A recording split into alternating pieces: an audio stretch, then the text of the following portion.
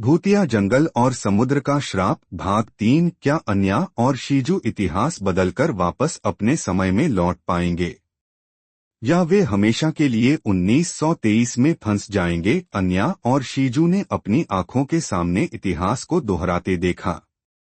वह लड़की जिसका नाम एलारा था महल की बालकनी से रो रही थी और सामने खड़ा युवक डेमियन उसकी तरफ देख रहा था। अगर हम अलग हुए तो यह द्वीप हमेशा के लिए श्रापित हो जाएगा, एलारा की दर्द भरी आवाज गूंजी। डेमियन की आंखों में आंसू थे, लेकिन वह पीछे हट गया। हमारा साथ संभव नहीं है एलारा, तुम्हारे पिता कभी हमें स्वीकार नहीं करेंगे। इतना कहकर डेमियन जंगल की तरफ चला गया और कुछ ही मिनटों में पूरी हवा में अजीब सा कंपन होने लगा। महल के चारों ओर एक रहस्यमयी धुंध उठने लगी। अन्या और शीजू सब कुछ समझ गए। यही वह क्षण था जब श्राप की शुरुआत हुई थी। अगर वे इस कहानी को बदल सकें तो वे अपने समय में लौट सकते थे, लेकिन समय इतनी आसानी से बदलने नहीं वाला था।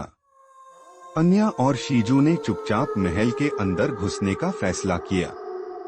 उन्हें राजा से मिलना था, एलारा के पिता, जो इस प्रेम कहानी के खिलाफ थे। महल के अंदर जाते ही उन्होंने देखा कि राजा एक विशाल हॉल में खड़ा था। उसकी आंखें क्रोध से भरी थीं और उसके सामने एक रहस्यमयी आदमी खड़ा था। तुम्हें यकीन है कि इस प्रेम को रोकने से द्वीप की शक्ति बनी रहेगी? राजा ने गंभीर स्वर में पूछा। हाँ महाराज, वह आदमी बोला। अगर एलारा और डेमियन एक हो गए तो यह द्वीप डूब जाएगा। यह द्वीप उन्हीं के प्रेम से बना है, लेकिन अगर उनका प्रेम पूरा हुआ तो द्वीप खत्म हो जाएगा। अन्या और शीजू यह सुनकर चौंक गए। मतलब यह द्वीप पहले से ही श्रापित था? शीजू ने धीरे से कहा। नहीं, यह द्वीप उनकी भावनाओं से बना था, अन्या ने समझाया। अगर उनका प्रेम अधूरा रहता है तो द्वीप को बचाया जा सकता है, लेकिन अगर वे मिल गए तो द्वीप हमेशा के लिए खत्म हो जाएगा। अब वे दोनों दुविधा में थे। अगर वे एलारा और डेमियन को मिलाते हैं तो द्वीप खत्म हो जाएगा और शायद वे भी इसमें फंस जाएं। लेकिन अगर वे उन्हें अलग रहने देते हैं तो श्राप जारी रहेगा और वे 1923 में फंसे रहेंगे। हमें जल्दी कुछ करना होगा, अन्या ने कहा। शीजू ने उसकी तरफ देखा। क्या होगा अगर हम इस द्वीप को बचाने का कोई और तरीका ढूंढें? वे दोनों एलारा के कमरे की ओर भागे। जब वे वहां पहुंचे तो एलारा रो रही थी और एक पुरानी किताब को पढ़ रही थी। यह क्या है? अन्या ने धीरे से पूछा। एलारा ने चौंक कर उनकी ओर देखा। तुम लोग कौन हो? हम तुम्हारी मदद करने आए हैं, शीजू ने कहा। एलारा ने उन दोनों को गौर से देखा और फिर किताब उनके सामने रख दी। इस किताब में लिखा है कि अगर डेमियन मुझे छोड़कर चला गया तो यह द्वीप श्रापित हो जाएगा और समय के बंधन में फंस जाएगा। लेकिन अगर कोई और सच्चा प्रेम बलिदान दे दे तो द्वीप बच सकता है। अन्या और शीजू एक दूसरे को देखने लगे। क्या हमें? शीजू ने कहा, लेकिन उसकी आवाज धीमी पड़ गई। हम एक दूसरे से प्रेम करते हैं, लेकिन हमने कभी स्वीकार नहीं किया। क्या यही हमारा भाग्य है? अन्या ने खुद से पूछा। अब उनके सामने केवल एक ही रास्ता था। अगर हम एक दूसरे के लिए बलिदान दें तो क्या समय हमें वापस जाने देगा? शीजू ने एलारा से पूछा। एलारा ने सिर हिलाया। हाँ, लेकिन यह बलिदान सिर्फ शारीरिक नहीं बल्कि आत्मा का भी होगा। कोई एक हमेशा के लिए इस द्वीप का हिस्सा बन जाएगा।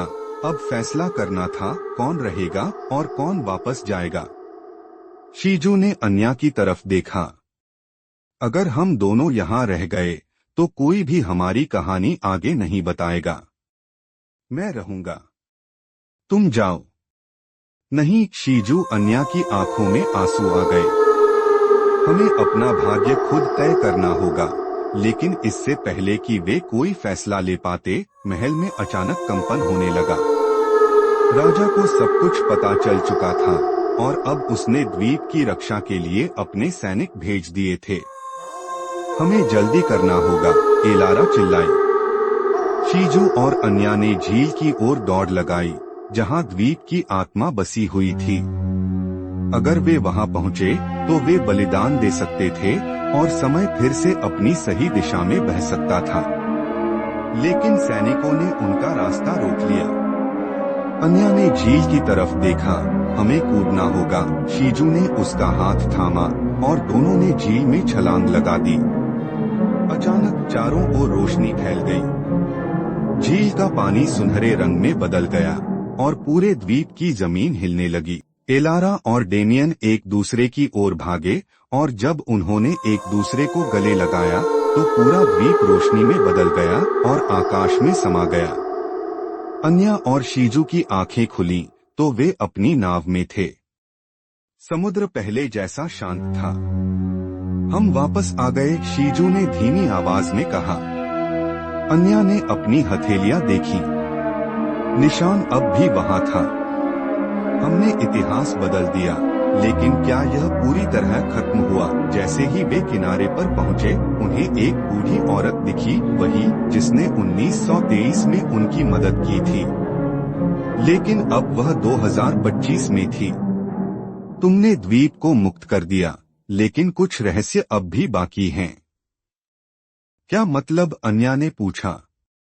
बूढ़ी औरत ने मुस्कुराकर उनकी हथेलियों की ओर इशारा किया। यह निशान बताता है कि तुम सिर्फ यात्री नहीं थे, तुम इस रहस्य का हिस्सा थे। और अब तुम्हारा असली सफर शुरू होता है।